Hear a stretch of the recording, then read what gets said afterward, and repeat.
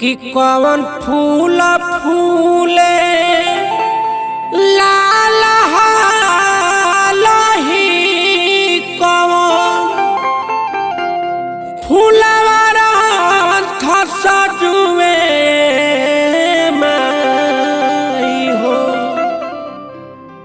कौन फूल फूले लाल हालही कौन फूलरा सजुए कौन फूलरा सजुए हो।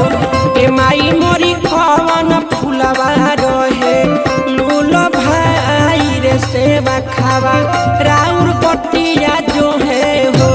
ए माई मोरी कौन फूलवा रहे लूलो भाई रे सेवा खावा राउर बटिया जो है हो। जय जय जय मामा जय जय जय मामा।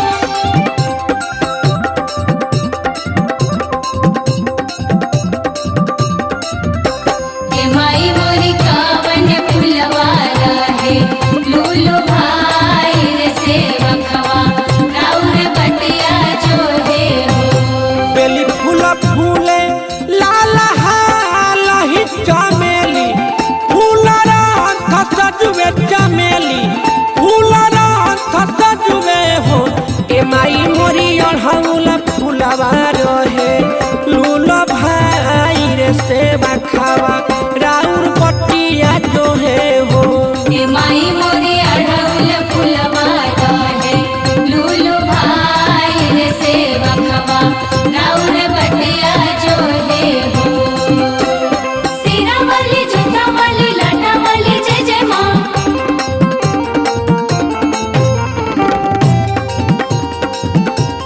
जय माँ जय माँ।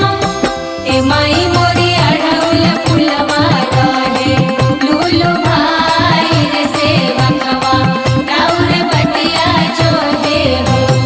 कौन फूल फूले माई साझिया कवन आधी रात फूले कवन आधी रात फूले हो।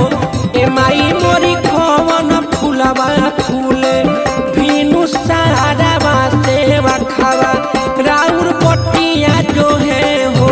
ए माई मोरी कौन फूलवा फूले मीनू सारवा सेवा खावा राउर बटिया जो है हो।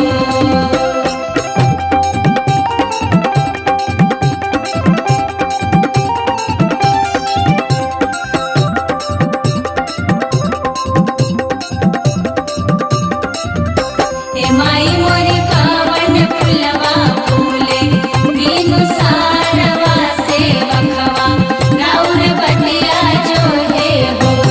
बेली फूल फूले माई साझिया चमेली आधी रात फूले चमेली आधी रात फूले हो। ए माई मोरी अढ़ौल फूलवा फूले